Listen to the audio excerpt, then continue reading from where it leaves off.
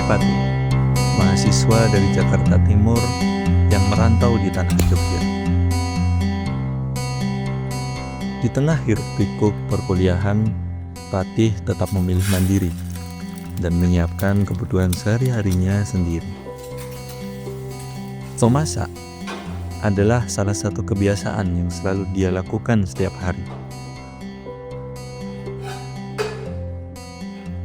Bukan karena hobi saja, tapi memasak sendiri memang jauh lebih hemat.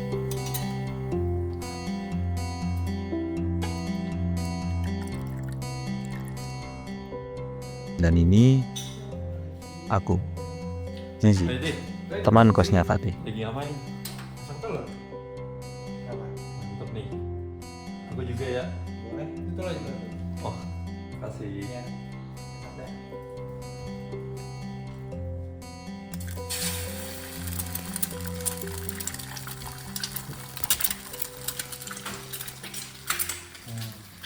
Tapi kayaknya tuh udah penuh deh. Dibuang ini. Buang aja ya kali ya. Tih, mau kamu kemanain cuy? Mau dibuang? Jangan, ini tuh bisa kita jadiin duit tau gak sih? Emang iya? Iya. Caranya? Habis ini deh kita bikin bareng-bareng. Oke. Tapi gimana kalau kita ajak teman-teman? Boleh. Boleh? Menarik. Ya. Lu, Ya, guys. kamu teleponin teman-teman. Hah? Aku selesaiin dulu. Siap.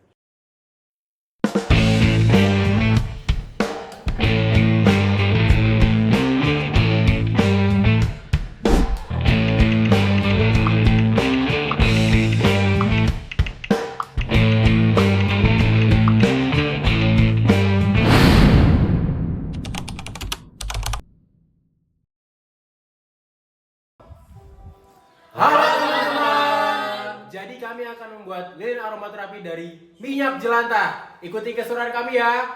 Dadah. Nah, kalau ini kita pertama-tama mau ngerendam minyak jelantahnya. Di sini. Aduh, gede banget lagi. Nah ini sama Aaron ya. Kenapa sama dipotong Aaron? nih. Biar bau pindangnya itu hilang. Bau pindah. Katanya telur. Oh iya tadi masaknya telur ya? Gak apa-apa loh. Kan kemarin masak pindang. Iya. Baunya pindang. Oke, masih banyak minyaknya. Oh iya.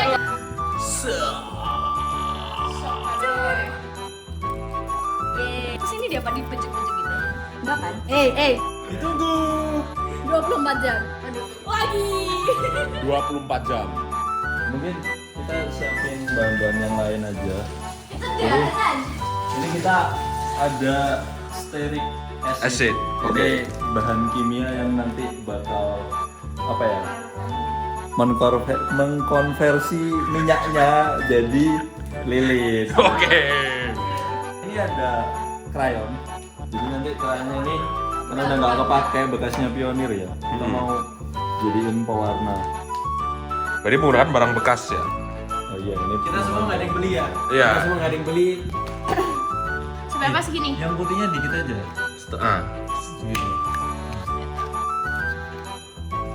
Oh ya, kamu dari sini ya udah kelihatan kok. Kok kamera kan jujur? Enggak. Enggak aman. Pertanyaan bodoh. Warna kuning. Nah ini kita mau bikin ininya, bikin lilinnya. Dimasukin kemana nih berarti? Jadi ini minyaknya dimasukin kompor sama stearic acid. Ini nanti kita pakai stearic acid sama minyak jelantahnya. Itu perbandingannya 1:1. Terus nanti kita kasih pewarna, kita kasih wangi. Jadi Oke, kita akan memasukkan ya.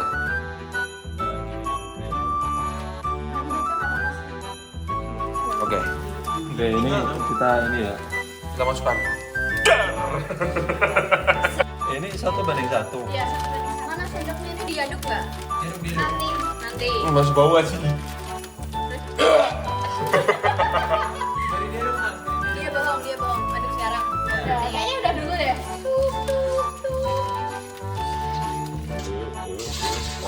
Lagi. Oh my god, dia mencair. Ayo, masuk. Oke, set. Kita masukkan. Oh my god. Dia berwarna. Tapi kayaknya masih merah sih. Gitu. Oh ya, ini udah ya udah. Oh my god, oh my god. Oke teman-teman, jadi ini udah kecampur semuanya, warnanya juga udah mulai keluar. Jadi kita aduk sampai mendidih. Terus nanti bakal dikasih pewanginya. Nah, pewanginya teman-teman kita pakai aroma mawar dari Ya. yang banyak. Nah ini kita mau kasih Sok kamer.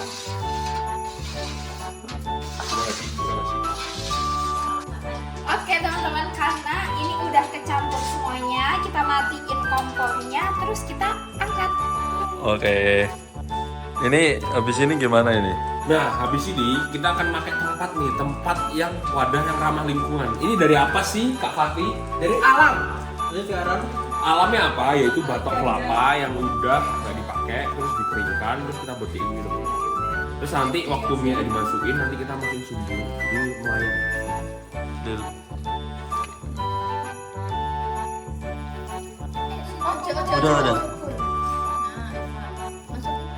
Oke, kita masukin ini ya teman-teman. Yeay. Kita tunggu dingin. Nanti kalau udah dingin dia bakal jadi lilin. Yes. Gitu teman-teman. Yeay.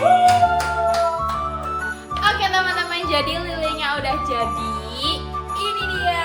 Kita pakai pewarna pink. Jadi tadi pewarna krayon merah putihnya jadi kayak gini. Tapi ini teman-teman sayang banget di percobaan pertama masih agak kurang perfect ya, masih semuanya tenggelam teman-teman. Terus masih ada kayak yang nggak rata. Jadi kita bakal trial lagi besok. ini kita Jadi, nyalain dulu ya. Yoi, jadi ditunggu versi perfectonya. Bilang. Nah, jadi teman-teman, ini lilinnya udah dinyalain pakai korek dan sebenarnya ini tuh udah bisa banget karena kayaknya kalau misalnya ini udah agak cair, aromanya udah bakalan mulai keluar, tapi mungkin dari bentuknya aja yang masih agak kurang. Jadi bakalan kita coba lagi besok.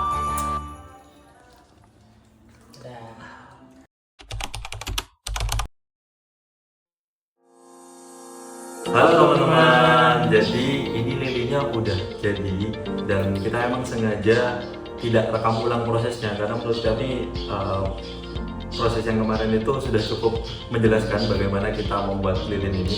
Dan ini ada banyak, kita udah bikin banyak, ada yang warna coklat, ada yang warna merah. Dan nanti langkah selanjutnya adalah kita mau packaging. Nah teman-teman, kemarin kita juga ada sempat melakukan wawancara dengan Mas Teknik Kimia, dan dari wawancara tersebut kita dapat banyak penjelasan bahwa bagaimana proses dan bahan yang kita gunakan itu bisa menjadikan lilin seperti ini.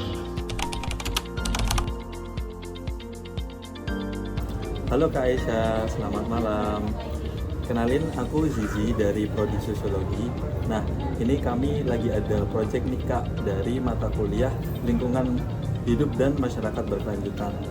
Nah, proyek ini adalah kita sedang melakukan kampanye lingkungan dengan membuat lilin aromaterapi dari minyak jelantah. Nah, di sini kami mau kepoin nih Kak, kami mau tanya nih dari sudut pandang kimia seperti itu. Oke, halo selamat malam juga Zizi.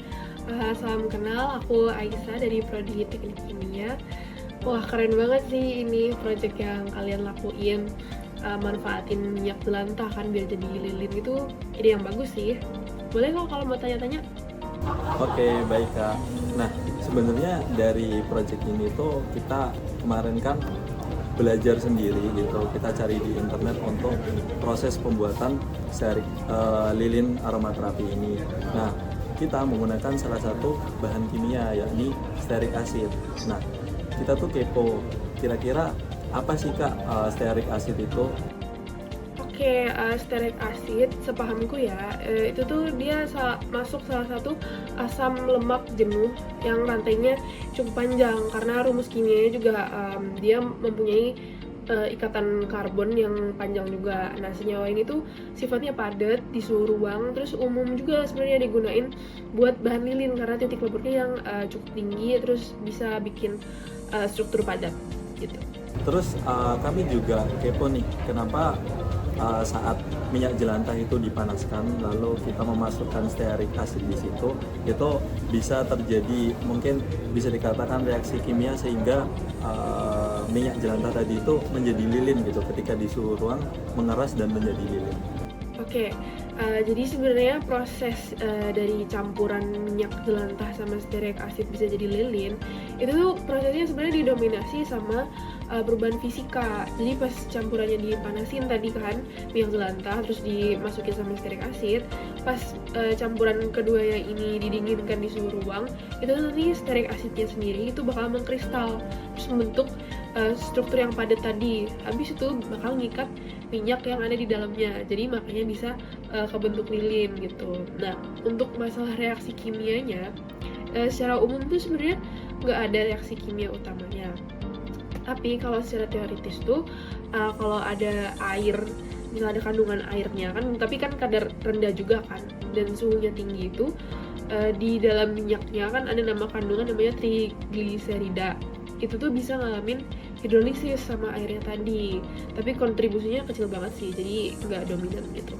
Oh oke, ilmu baru nih Kak. Nah, tapi kita ini juga kepo Kak, dari kacamata Kak Aisyah sebagai mahasiswa teknik kimia itu, apakah proses ini itu menjadi inovasi yang bagus gitu sih Kak? Oke. Tentunya pasti inovasi yang bagus kan ya, karena daripada biasanya kan minyak jelantah kebuang nggak kepake gitu kan, masih bisa jadi didaur ulang lagi. Nah, sebenarnya kalau buat penggunaan stearik acidnya sendiri itu aman, karena merupakan asam lemak jenuh yang banyak digunain juga di industri, misalnya kayak kosmetik atau farmasi. Nah, tapi risiko utamanya itu sebenarnya datangnya malah dari minyak jelantahnya, karena dia kan istilahnya kan minyak yang udah terdegradasi ya, dengan kualitas yang lebih rendah gitu. Jadi bisa berpotensi buat ngasilin asap iritan gitu pas kebakaran. Tapi dari sisi lingkungan, pemanfaatannya ya itu tadi, solusi yang cukup baik untuk pengolahan limbah. Oh oke. Berarti apakah boleh kalau aku berasumsi bahwa ini nanti bisa menjadi inovasi baru untuk keberlanjutan lingkungan, tapi juga harus memperhatikan bagaimana minyak jelantah itu tadi mungkin dinetralisir atau apapun itu yang menjadikan tidak berbahaya tadi ya? Iya, bisa banget, karena ya tindakan recycle ini juga akan sebagai upaya pengurangan limbah itu tadi kan, buat ngasilin produk yang lebih ramah lingkungan gitu. Oke. Makasih Kak, ini insight-nya sangat membantu kami, dan kami jadi lebih semangat dan nanti bisa lebih gencar untuk melakukan campaign agar teman-teman semuanya nanti masyarakat umum juga itu bisa semakin tahu bahwa kita ini bisa mengkonversi sebuah minyak jelantah menjadi produk-produk yang lebih bermanfaat dan bisa mengurangi limbah dari produksi minyak jelantah itu sendiri. Terima kasih Kak. Oke, sama-sama. Semangat ya buat proyeknya. Oke teman-teman, jadi kita sudah melewati proses yang cukup panjang dari pembuatan lilin. Kemarin juga kita sudah wawancara dengan mahasiswa teknik kimia, dan ya gimana Tih? Seru apa enggak nih? Pasti seru banget dong teman-teman. Oke ya, semoga dari keseruan kita ini bisa menjadi dorongan buat teman-teman semua, buat kita untuk terus membawa konsep keberlanjutan untuk melestarikan alam. Dan mungkin ini ide dari pembuatan lilin dari minyak jelantah ini bisa jadi ide bisnis juga buat teman-teman, lumayan nih, bisa jadi cuan. Oke, mungkin itu aja, kita pamit ya teman-teman. Sampai jumpa. Sampai jumpa teman-teman.